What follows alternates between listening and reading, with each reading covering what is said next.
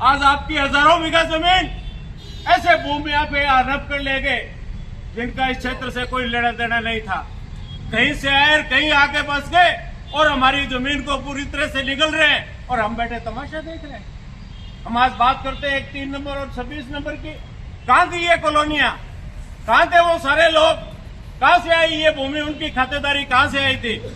मैं शुरू से आप लोगों की कृपा से सदैव राजनीति में हमारा परिवार सक्रियता रहा है, लेकिन हमने कभी इस तरह की खातेदारियां कहीं देखी नहीं। ये जमीन सारी सरकारी भूमि थी, धीरे धीरे नगर पालिका को ट्रांसफर हो गई। मंडी समिति की जमीन थी, नगर पालिका को चली गई और आज उसको कह रहे हैं इस पर तो 17 बीघा का कहीं स्टे बता रहे हैं, कहीं 3 बीघा का स्टे बता रहे हैं, कहीं 5 बीघा का स्टे बता रहे हैं। आखिर ये भूमि आई कहां से और है किसकी ये भूमि? इसके ऊपर भी अपने को विचार करने की आवश्यकता है। आज आवश्यकता इस बात की है कि हमें सूरतगढ़ की रक्षा के लिए सब लोगों को पुनः एक बार उसी तरह से एकत्रित होना पड़ेगा। हमारे सारे जितने मजदूर और व्यापारी भाई है, हमारे जितने राजनीतिक संगठन है, बगैर किसी भेदभाव से कम सूरतगढ़ को तो सुरक्षित रखो यार। जगह जगह नशे का कारोबार फैल रहा है, जगह जगह भूपराजनियों को साम्राज्य हो रहा है, जगह जगह रिश्वतखोरी करने लगे हुए, जगह जगह लोग अपनी दुकानें खोल के बैठे हैं। किस तरह का घृण्य अपराध यहाँ हो रहे हैं, इन सारी बातों के लिए तो हमें विचार करना होगा। धन्यवाद देता हूँ मैं वार्ड नंबर 3 और 26 के उन क्रांतिकारी मेरे साथियों को।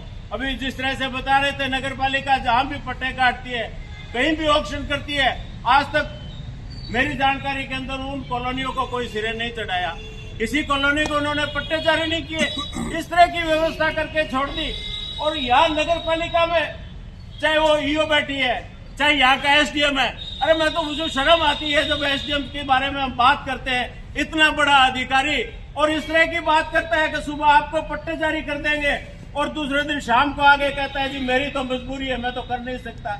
अरे आखिर क्या मजबूरी हो गई आपकी? यहाँ आजकल आप नौकरी लगे और आज आप अपनी मजबूरी बता रहे हो, तो निश्चित रूप से सारा बहुत गंभीर विषय है। इस पर मैं पूरे शहर से विनम्र आग्रह करता हूँ, हाथ जोड़ के विनती करता हूँ कि मेरे इस सूरतगढ़ को, हम सब के इस प्यारे सूरतगढ़ को बचाने के लिए आप संगठित हो जाइए।